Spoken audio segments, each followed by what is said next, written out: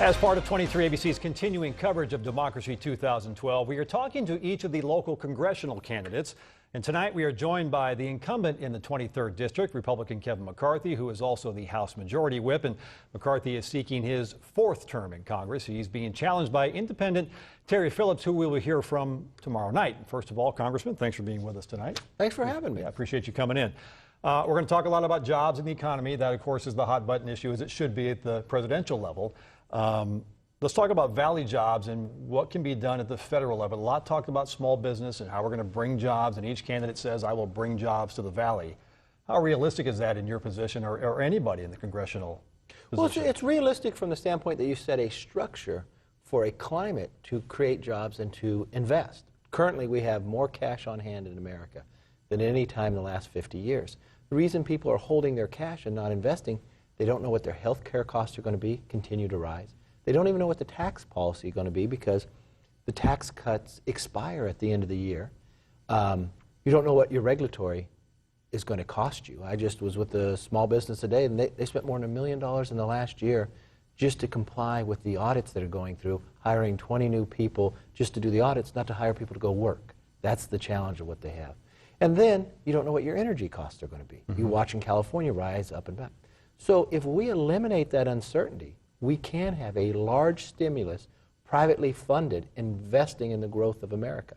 So the best thing that you could do on the federal level, we repeal Obamacare, create a health system that empowers the individual instead of government, create a tax policy that's certain, that you can invest and compete worldwide, an energy policy that lets us be energy independent. And right here in Kern County, that would create a tremendous amount of jobs. The bedrock of Kern County is blue-collar jobs, yes, in a simple firm. Is it important to bring higher-paying jobs to this area?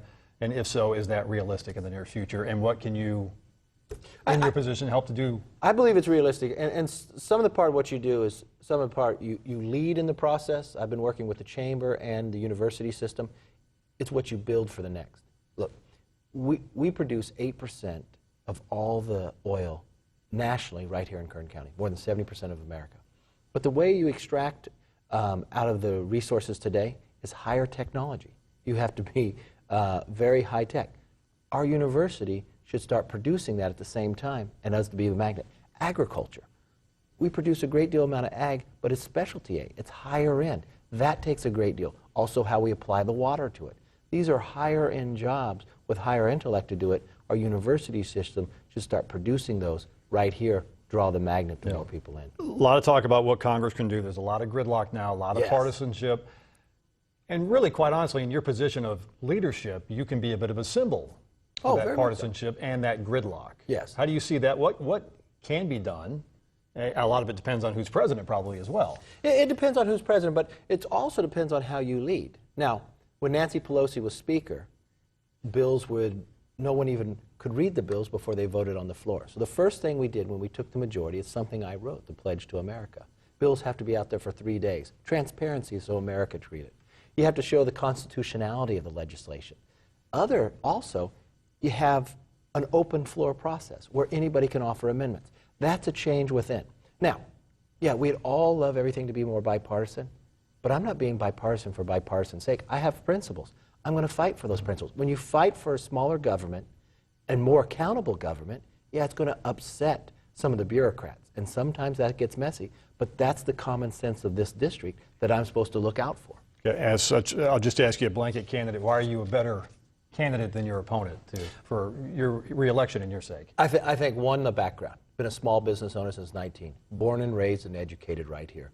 But more importantly, the experience that I have. The willingness I have to fight for the values of Kern County.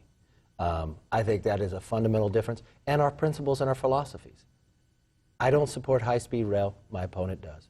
I oppose Obamacare. My opponent supports it.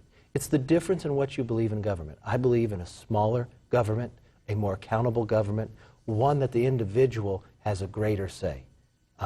My opponent believes to me, is more progressive in the end and wants a larger government. That's a different philosophical view, and I believe this district believes in a smaller government view. All right, very good. Thanks for coming in, Congressman Kevin McCarthy. Thanks for having me. All right, and tomorrow night we will speak to his opponent, Terry Phillips. That'll do it for us here tonight on 23 ABC News. Thanks for being with us. Good night.